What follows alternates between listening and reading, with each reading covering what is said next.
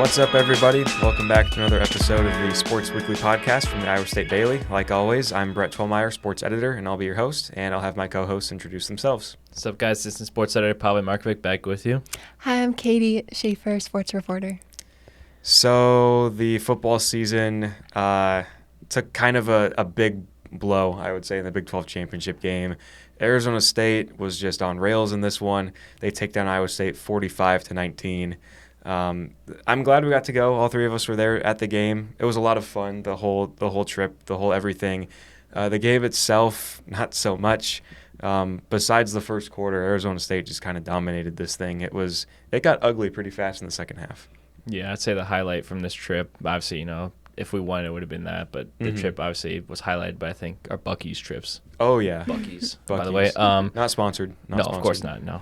But anyways, yeah, obviously this game, a lot of hype going into it, and I was very excited for it. I thought this is going to be the one time, after setting the 10-win season, finally be able to break another record of being able to win their first Big 12 championship game. And obviously, after the first quarter, that dream was just crushed. Yeah, it was brutal. They opened things up pretty well, though, I thought, on Iowa State's opening drive. But it just kind of spiraled out of that, I thought. It was really the first quarter, and then it was all Arizona State. Katie, what did you kind of take away from this game from your perspective? I thought we did really good in the first quarter. Yeah. And that's kind of what gave me the hope. And then the third quarter was just awful. And it was really bad. We couldn't come back. Yeah. I thought that the third quarter was probably Iowa State's worst quarter of the entire season. Yeah. Kind of looking at, just not really drive by drive, but just kind of as the game progressed.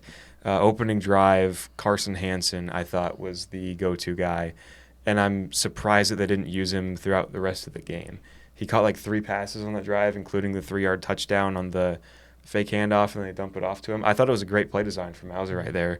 The rest of the game, though, not so much. No, yeah, it seemed like whatever he was able to do in the first quarter, Miles is nah, you're good. For the rest of the game, they tried to get Sama going, and you saw what Sama did with those 2 turnovers, and then obviously Jalen Jackson didn't really do much either. So, yeah, I don't know why he thought to really take Carson Hansen out of the play scheme for the rest of this game, and obviously showed that Iowa State couldn't get anything going, and yeah, just odd.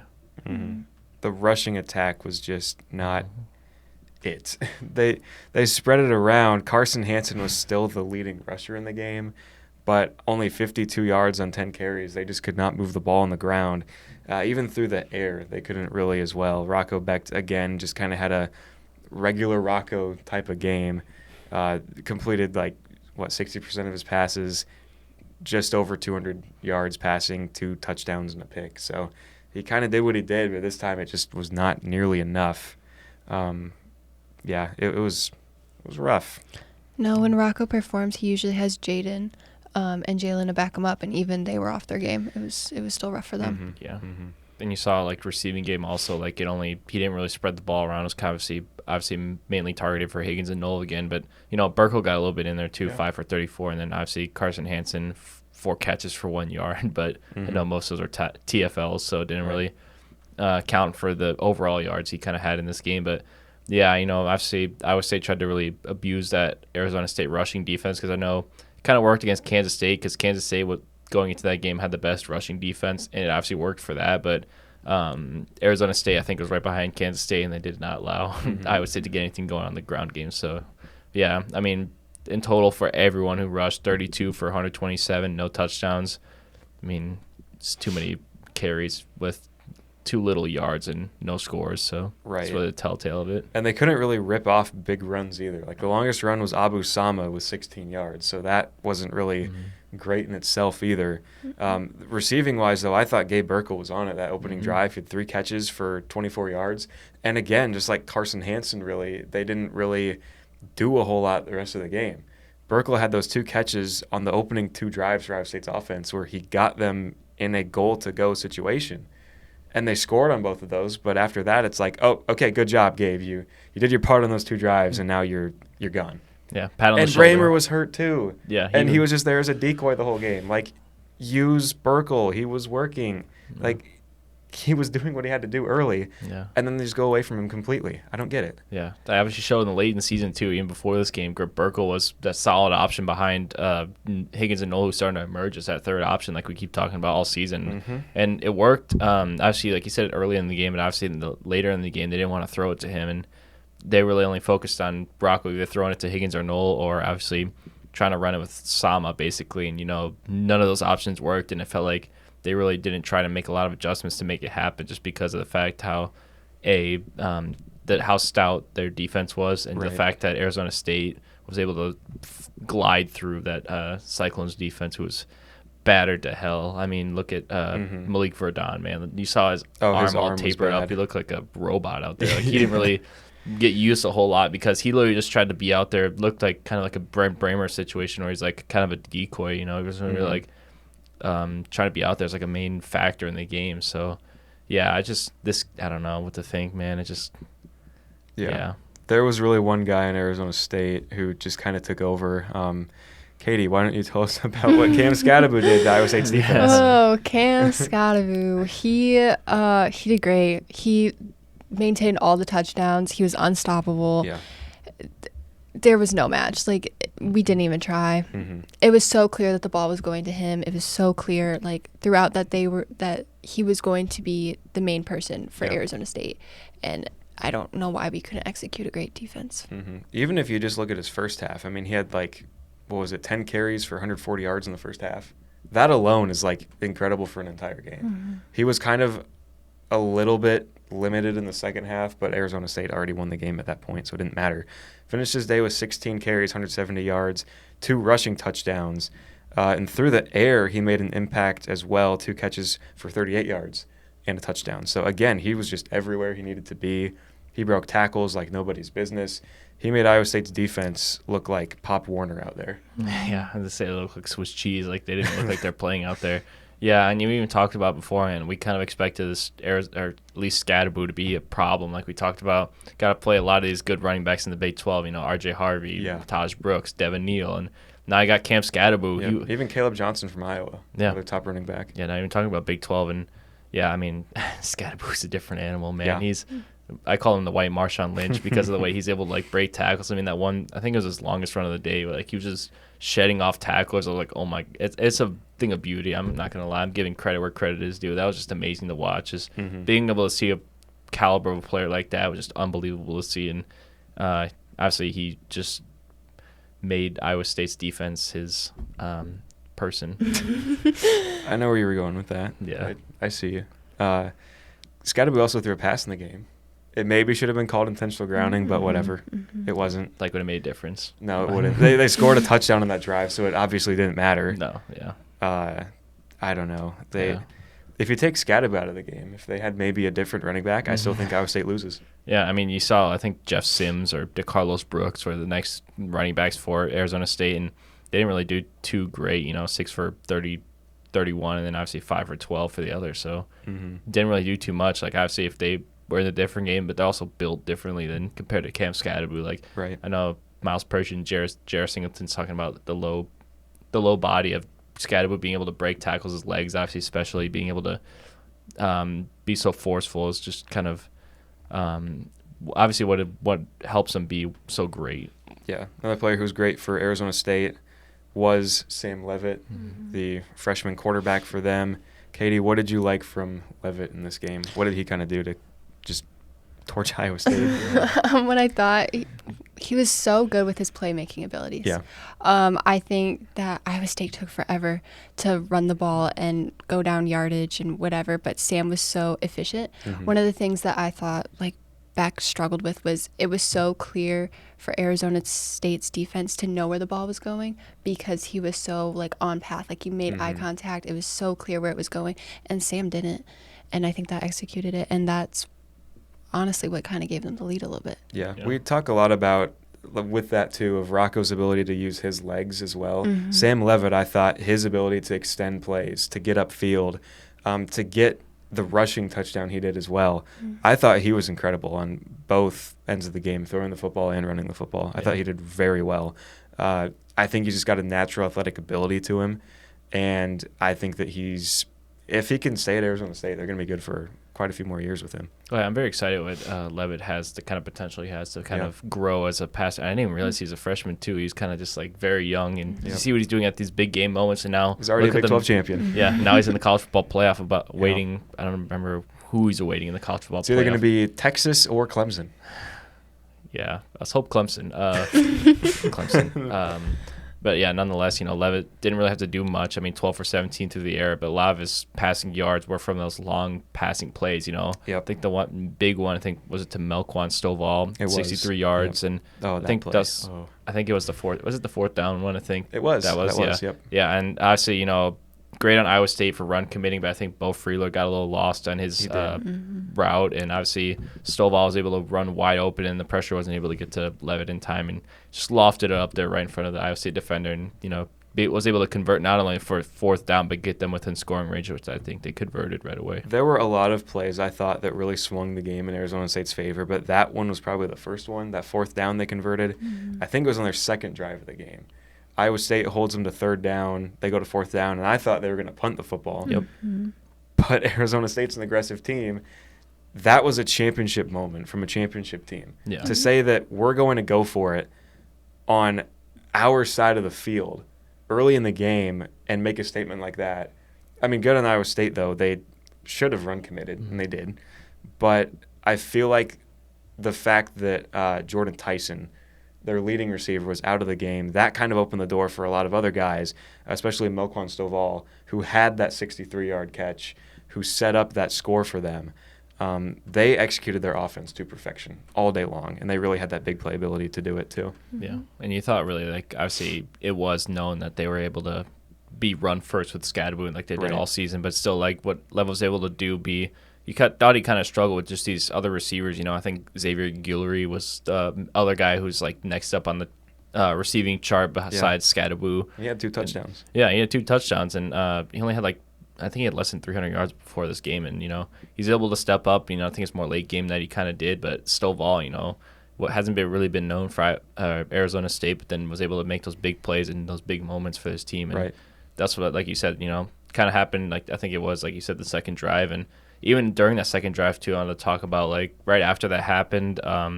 They were in scoring range. I think it got them to the 3 of Iowa State, and then obviously being able to force them to a 3rd and goal. But then, Levitt was able to find a way to rush in for his only touchdown. So, yeah, that's what I thought, that Iowa State was able to bounce back from that big play moment, but still resulted in a score nonetheless. Right. It was, oh my gosh, that fourth down play was just bad.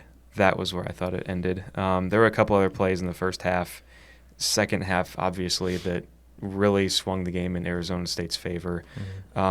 Katie, what were some of your biggest moments in the game you thought that really swung this game towards Arizona State, mistakes that Iowa State made probably? I have to say I was so disappointed in Abu Sama. Me too.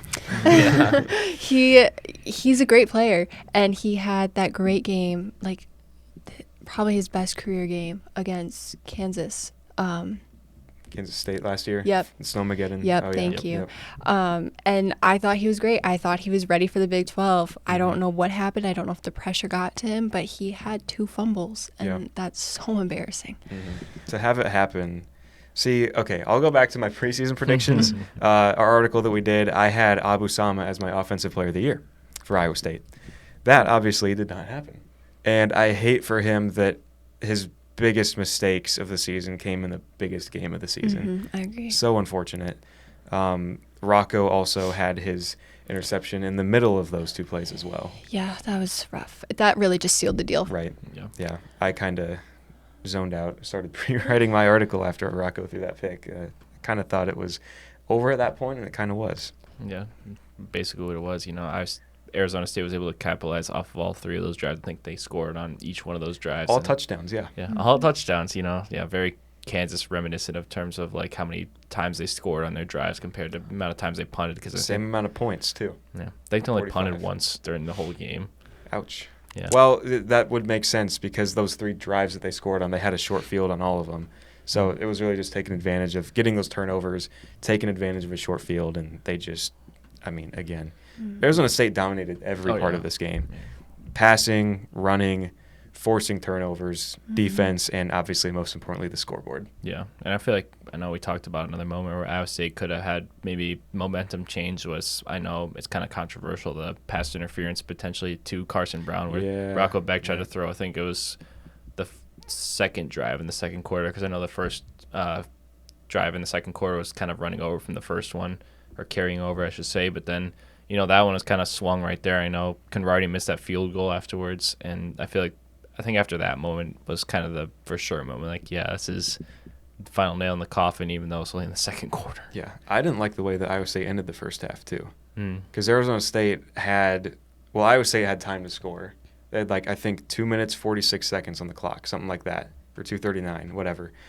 And we saw in the Kansas State game at the end of the first half, they completed that 2-minute drill to go to halftime. They either had the lead or they kept it close, whatever. 1-2, yeah. Doesn't matter. But they didn't score on that drive in the Big 12 championship. They give the ball back to Arizona State with under 2 minutes to go. And, of course, Scadaboo rips off a huge run, gets them down the field, and they score. The problem with that, though, is Iowa State let so much time melt off the clock, they didn't give themselves a chance to try and score again before the half ended. And I thought that the clock management in that situation, Campbell tried to explain it at the post-game press conference, but I just didn't really understand what he meant by it. Why not just let them score? Get the ball back with about a minute and a half to go. You'd have 2 timeouts probably, maybe 1.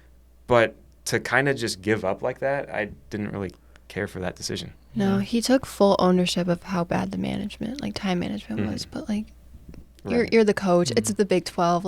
Come on, dude. Right. Yeah, that might really, yeah. I mean, yeah, at that point, like you said, literally, why don't you let them score? You'd still be down by 2 possessions anyways, Right. Try and get a touchdown before halftime. You get the ball at halftime because they deferred the kick at the coin toss. So that would have been crucial, being able to have some confidence going into halftime, being able to be like, all right, guys, now we're only down by a touchdown, but now we get the ball back. We could have a chance to tie the game, force them to stop it again, and then get the lead back, and, from there, being able to try and win that game. But obviously it didn't happen. Did anyone want to try a Hail Mary even when they did get the ball back with 27 seconds left? Because I know the Abu Sama run got him to close to basically yeah, that midfield. was his best run of the day, that 16-yarder. Yeah. They got him to midfield. Yeah. And then you have 2 seconds left. Yeah, he didn't call one of the timeouts. They even intentionally, I think I saw on the broadcast, even in the stadium too, they intentionally stopped the clock because they thought Iowa State was Well, no, going to that's because it's inside of 2 minutes. Oh, yeah, that too, yeah. They stopped the clock at first down. True, but they could have called timeout. And right, still, they should have. They could have talked about a potential play to try and get them a score, because I don't think they would have been able to kick a field goal from there, just because of the fact that Conradi did miss one early in the game, early in this half. That kick would have been by 60 yards or something crazy. Yeah, no, I wouldn't even bother to attempt that. I might as well why not throw a Hail Mary at that point? Or the lateral play, whatever works for whatever fits your plenty, kind of thing. But I obviously didn't want to have the effort to try and do that. So yeah, I don't really like to talk in the hypotheticals because obviously it didn't happen. But if Iowa State did decide to throw the Hail Mary, just take a chance to get points, you say they got it, right? They'd be down by 7 at halftime. They get the ball to start the second half. Say they go out there and score another touchdown, the game's tied. Let's say they still just go to halftime. They start the second half. They still score a touchdown. They're still down 7 points. Then Arizona State scores again. Well, at that point, it's kind of okay, we tried and we're still down this many versus we didn't try and we're still down this many. At least try. Yeah. When you're down by that much. Yeah. Right. You're already losing the game. Yeah. I guess they wanted to lose by more. Yeah. And it turned out to be, 45-19. Yeah.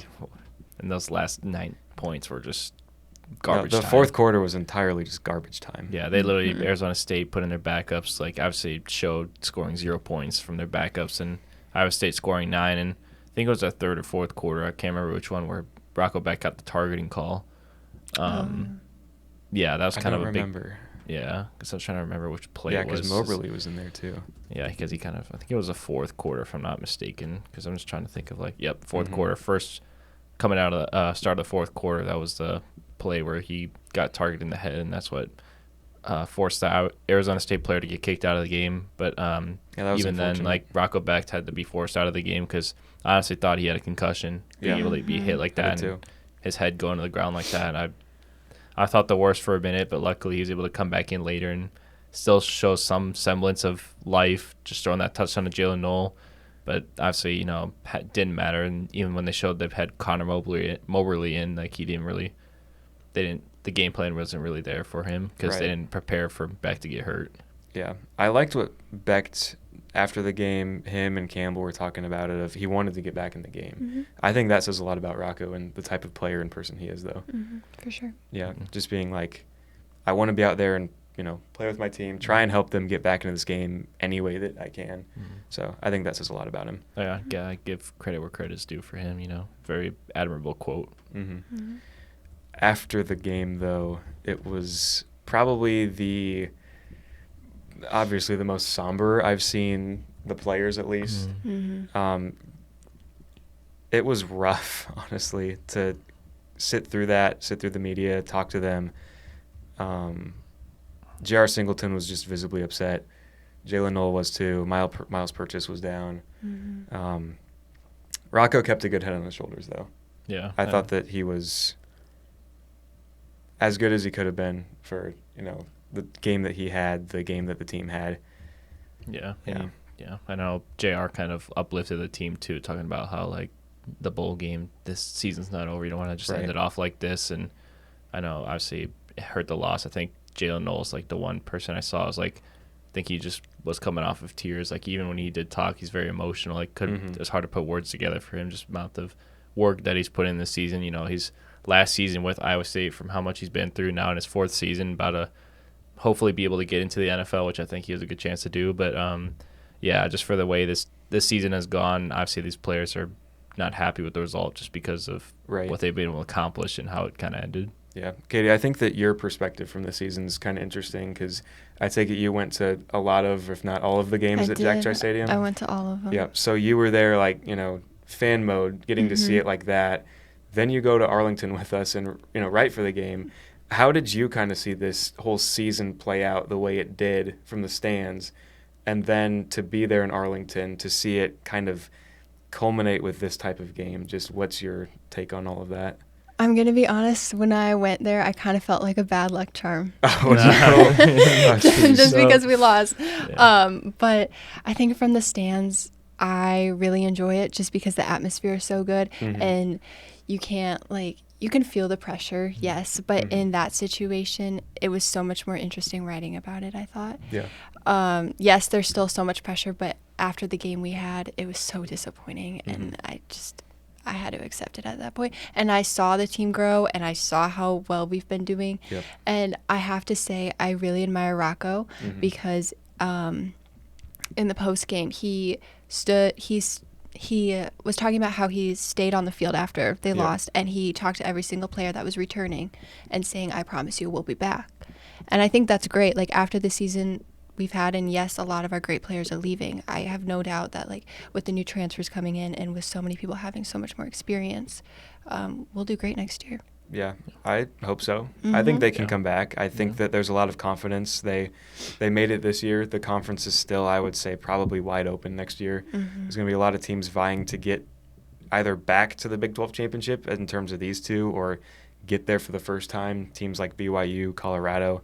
But I think that Rocco, we've talked about it all year, his poise, his leadership, his ability to kind of guide this team through the season, I think he can end up being, in terms of a quarterback, the best leader that this school has seen in terms of a quarterback. I know Brock Purdy was great, obviously, but I feel like Rocco, if he can take that next step next year, I think that he could be one of, if not the all-time great at Iowa State from quarterback. No, I agree. Yeah, and I think this really starts with how he ends the season off. I know, obviously, the Pop-Tarts Bowl facing Miami, Florida, who doesn't look like we thought they were, kind of maybe having people opt out for the NFL draft, just opting out in general this bowl game because of the way their season kind of ended. Their college football playoff hopes kind of died when they lost.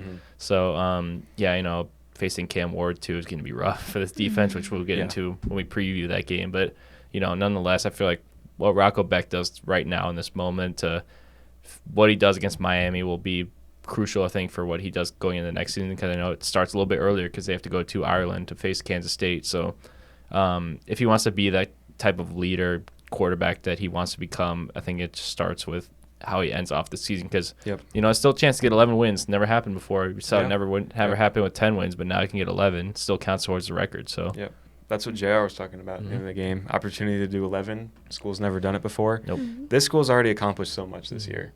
In terms of Matt Campbell breaking the wins record, passing Dan McCarney for that, getting the 10 wins, reaching the Big 12 championship in a full season, actually.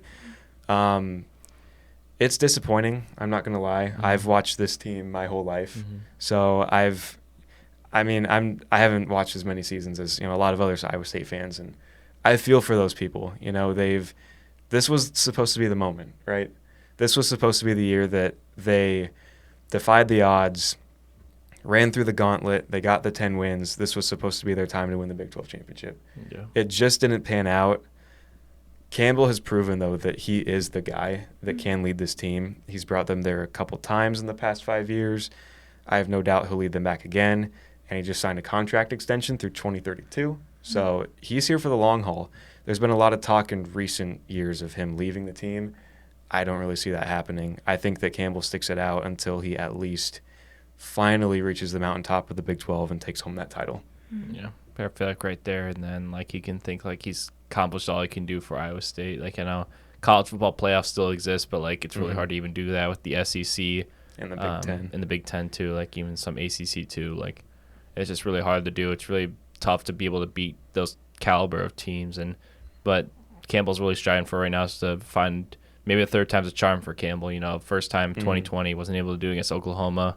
Given this, I know it's a little less of a crowd, and some different plays I think in the game were kind of controversial, and then obviously this one, just kind of getting blown out of the water on top of all the plethora of injuries that had to happen or have happened to this team. It's just kind of dug them in a little bit, and of course, obviously top of Arizona State's talent. But now, whenever they do make it to the third time, which I do feel confident in, whether it be in the near future or whether it be in the future or farther in the future, but I do feel like Campbell will be able to finally get over that threshold. Just depends on when, not if. Yeah. I want to give full credit to Arizona State, though, for this game. Yep. The fact their story this season was crazy. To be picked last place in the Big 12, to fight through and also win 10 games and win the conference in its first season there, that's tough to do.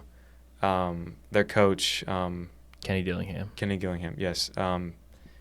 Big 12 Coach of the Year, too. So, fantastic year for the Sun Devils. They really proved the media wrong, and I'm glad about that. I'm happy for them. Yeah. Pretty cool. They're going to the playoff. I feel for Iowa State. They were right there. It was theirs. They just didn't show up. Nope. Yeah, and I'm happy for Arizona State. I'm not mad that they beat us. They're a very good team. They've deserved it through and through, and I'm rooting for them in the college football playoff. I'd like to see them win it. Oh yeah, 100%. My dream matchups Arizona State, Indiana. So, but that's a lot of chaos compared to no SEC teams in there. Kind of interesting, but please, yeah. Enough about my opinion. But regardless, I'm being able to defy the odds like that. Kenny Dillingham, first year being the head coach of this Arizona State team, you thought they'd be able to have a little bit of a retool year. Entering a new conference, kind of the little bumps in the road, but they were able to hit the ground running really fast. And a little Scatterboo reference right there, hit the ground running. But yeah, just I'm very happy for what they've done, and I'm glad they got that bye and not Clemson for the college football playoff. And I'm excited for what they can finish out the season with. Me too. To represent the Big 12 too, not even just Arizona State itself. They're the only Big 12 school that made it. Yeah. Technically, when you think about it, they were a Pac-12 school last year. Technically, no tenured Big 12 school made the playoff this year. Texas. Iowa State was They're not anymore. I'm not counting Texas. I'm not counting Texas. Iowa State was the only shot at a real one. Yeah, that's fair. Yeah. Katie, any final thoughts on just the Big 12 championship itself? In post game, Scatterboo was very, not so much as cocky, but just he had a lot of pride, and honestly, hats off to him. He deserves it. Why wouldn't you be after this? Yeah, he kept doing the Heisman pose every time he scored. So. No, I feel like if he was, again, I said this a few days ago talking to Pavle, I think, if Scatterboo was on a national brand, call it Alabama, Michigan, Ohio State, whatever, he would have been a Heisman finalist. Oh, Yeah. 100%. The fact that he had, over 2,000 rushing yards or something like that, over 20 rushing touchdowns, his performance in the Big 12 championship, I thought was a Heisman moment in itself. Just didn't pan out. And I think that he's going to the draft, isn't he? Yeah, 100%. Okay. He's gonna. If he was coming back, he would have been a Heisman finalist for I'm sure. pretty sure he's going to be going to the draft, and I think he will be highly drafted. I don't know if it's first round talent, but I'm gonna say definitely second round. Yeah, it's going to be second or third, probably third latest for me, maybe Right. fourth. But whatever team's going to get him is going to get a bowling ball for their rushing attack, and maybe it's the Bears, please. But Right. yeah, I mean, credit to Scadaboo, he's one hell of a player. Agreed. Yeah. Katie, real quick, I want to get your opinion on what you think this team could look like next year. I know Pavle and I are graduating. We won't be back here, but you will be. So I know that they're going to lose really the biggest two offensive weapons they have in Nolan and Higgins. I feel like the portal is going to be a big place that Iowa State has to look at. Is there anyone that you have seen this year on the roster that maybe could take that next step of being the next guy, or just kind of the whole team in general? What do you kind of think? What year is Carson Hansen? He's a sophomore. Okay. Redshirt sophomore, I think. 'Cause he had an Okay. injury one year. Jalen Jackson's, I think, the only senior leaving from Right. the running back room. So Yep. Okay. Yeah. Abu and Sama will be Carson back Hansen. too. Yeah, Okay. should be. I think I could see Abu stepping up a little bit more. Mm-hmm. I think I could see Carson. He did great this year. I honestly, I didn't pay too much attention about our football team my freshman year, but I paid a little bit of attention. I didn't hear his name much, but this year he really stepped it up. I think he was injured a lot last year too, so Oh, that might have okay. been it. Yeah, Injuries were probably. a big problem for his first start of his college career. I mean, even the whole team, just injuries have been Yeah, not on our side. bad. Yeah. I want to say this as nicely as possible. I don't know if we can make it back to the Big 12 That's a fair statement. That's valid. when we It's valid. lose such good players. Right. I think we could definitely build it up. I Mhm. think it'll definitely probably happen again, maybe not next year. Right. But we did get a little taste of it, and I think that might kind of boost us a little bit more, just to have that confidence knowing that we did it. I think it also relies on this bowl game and how that's going to pan out. I hope for at least 8 wins next year. I think it's a good I number. think bowl game. It's a tough schedule next year too. I know. Looking at it, I mean, you got K-State and Ireland. You got Iowa at home, but Iowa's obviously always a tough game. I think that they've got Colorado, BYU. They've got a rematch with Arizona State. Yep. Arizona's on the schedule too. Yep. It's a gauntlet for the Cyclones next year. It's going to be rough. Oh yeah, I think going through it right now, I have obviously Kansas State, get to host South Dakota, go and host Iowa, go to Arkansas State, because I feel like one of those things are they have to flip flop with those non-conference opponents going to somewhere random. But at Cincinnati, you saw what they did last year. At Colorado could be interesting depending on if Deion Sanders and all of them stay, because that's a whole different team if they leave. Right. Like Shador and Travis are going to go to the draft. They will Yep. be top 5 picks. Just depends on if Deion's going to follow his son. Hosting Arizona could be interesting. Hosting Arizona State, that's going to be a good crowd just from what they did. But won't be the same team, though. I know Levitt should probably be back, but Yeah, Scadaboo's Scadaboo's probably not. gone. Yeah. Hosting BYU for the first time. Hosting Kansas, at Oklahoma State, and at TCU. Interesting. What do you think, Katie? That'll be a good game. Yeah, I'm thinking. Probably like 4, I'm gonna say 9 wins. 9. I'll be a little bold. Majority, because Kansas State one counts as conference record. It will, right? yeah. Okay, so yeah. Yeah, that'll be the first time that Iowa State starts the season with a conference game too. They've never done it before. Yeah, and that usually doesn't. Usually it's happen. like UNI, North Dakota, North Dakota State. Yeah, Aer Lingus got the Farmageddon matchup, and And it's for a trophy too. Finally, Farmageddon's a trophy game. yeah, hopefully they win that one. It'd be get a cool. trophy, It'd be yeah. a good start to the season. Yeah, But, hopefully they get to eat the edible Pop-Tart and get to start off next year with a trophy from Yeah. across the pond. In the bowl game though, I want the seniors to play. Oh, for sure. I If think they should. if They will. if a lot of them opt out, I'm gonna be disappointed. No, if you opt out of after this such a bad game, like that really stinks. Like you're leaving Iowa State with that under your Right. belt. Like Yep. go off on a high. Yeah. Even if you don't win, you gave it your all and you tried again.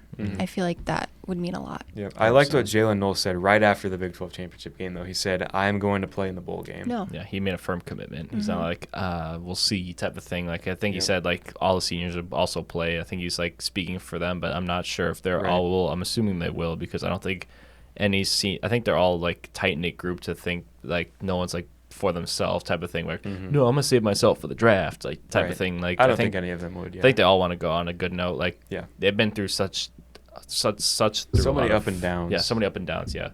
And just like you don't want to end off the season like this. And I know it'll be tough against this Miami team, but they look vulnerable at times. And I know it will be in Orlando, so kind of a lot of Miami fans I expect to be there. Yep. But you saw what they did. They kept it close with Memphis, but still lost. But yeah, nonetheless, they think they should show some fight. Yeah, for the seniors that have stuck it out, like Jalen Knoll, Bo Freeler, Darian Porter, J.R. Singleton, Miles Purchase, Joey Peterson. There's so many more that Sivo Klotz. Yeah, Jared Hufford. Yep. All of those guys that kind of, they were a part of that that team that lost the Cheez-It Bowl to Clemson. Then the year after that, they win like 4 games. The year after that, it's supposed to be a rebuilding year. They make a bowl game. The Ohio game happens. Then to finish it off with this season, get to the 10 wins, get to the Big 12 championship. I would want nothing more than for all of them to just, play together one last time and just really send it off. I don't care if they win or lose. Like, it's just it's a bowl game.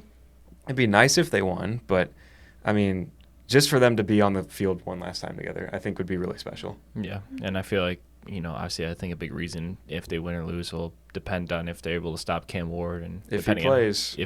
Yeah. If Cam Ward plays, I think Miami wins. If he doesn't play, I think Iowa State wins. Yeah. I think it's as simple as that. Yeah, and I think as of right now, I know we initially thought he wasn't, but then he went on the FaceTime with the Sanders family and kind of said how he's going to set some records at the Pop-Tart Bowl, which scares me because you've seen what he's able to do during his Heisman season as a finalist for the Heisman. And I don't think he's going to win it. It's probably going to be Gene T, which is my personal choice, but it could be Travis Hunter too because it's really the only 2 finalists. I think they're really going to win it because I don't think Cam Ward or whoever the other option is for the Heisman finalists won't win it. Oregon's quarterback. Oh, yeah, Dylan Gabriel. Yeah, thank you. Yeah, but I don't think he's going to win it. But, yeah, simple as that. And plus, do it for the seniors. That should be the only message. Yep. Do it for the seniors. Yeah. Real quick, before we kind of end off here, trip to Arlington, I thought was a lot of fun. What was your guys' favorite part of the whole trip, like game aside? You said Buc-ee's, obviously, so you're going to put down on that. What did you like about Buc-ee's? What was your favorite part about it? Oh, man. Don't even get me started. Everything. Everything, You expect it to just be a normal gas station, but it's like Toys R Us in there, It's like, there's Shields here in Iowa, and I'm being from Illinois. It's kind of a different thing. I felt like a kid in a candy store in Shields, but now being into Buc-ee's is a whole different experience. Wow. That's all I can say. Wow. For me, probably just like walking around the Cowboy Stadium. It was really cool. Yeah. Not a Cowboys fan. No. Gotta make that disclaimer. Disclaimer. No. But I thought it was really cool, especially at night. It was really cool. Yeah. Yeah. It's a great trip. Yep. What about you, Brett? For me, I think it again was just the being at AT&T Stadium on the field was so cool. It just felt like it kept going like up and up and up. All the levels of it. It was cool to see, the Cyclone fans that were there. Obviously, Arizona State had a solid crowd too, but we know Cyclone fans travel, and they did. It felt like. They really showed out. They did, yeah. Unfortunate that they couldn't get it done in front of them, though, but whatever. I also liked we stayed there the day after, too. We didn't leave till Monday, but that Sunday night of just kind of walking around the city, seeing the stadium, going to the Texas Live place, that was really cool. Yeah. It's a cool place. There's a lot of stuff to do there. Yeah. Personally appealing for you to watch your Chiefs win. I don't even want to get that started. Woo-hoo. It's a great win. Beautiful. It's amazing. Devil magic, I swear. No, seeing that on that big screen in that area. That Texas Live, yeah. So cool. So cool. Yeah, very cool. Yeah, and the drive was. The drive was It was a drive. Yeah, it was a drive. It was long, 12 hours there and back, but we made it. Made a pit stop in Stillwater, Oklahoma. Home of Oklahoma State's campus. Yeah. Solid. It's a college campus. Yeah, got to see a lot of stuff. Not mainly through Kansas because nothing there. Nothing. Yeah, it was a good time, I'd say. A lot of bonding. Yeah, a lot of fun. Yeah. A lot of fun. Overall, fun trip. But unfortunate, Iowa State couldn't get the job done, though. Yeah. 45-19, they dropped the Big 12 championship. But we still got the bowl game to look forward to. Before then, we just want to thank you guys so much for watching us this entire football season. We really appreciate it. If you want to, subscribe. We're going to have a couple more of these Sports Weekly throughout the year, probably. 100th episode's going to be coming up soon. We might have something planned for that. Stay tuned. But until then, drive safe, wear your seatbelt, drink water. Happy holidays, Merry Christmas, all that jazz. We'll see you guys next time. See you later.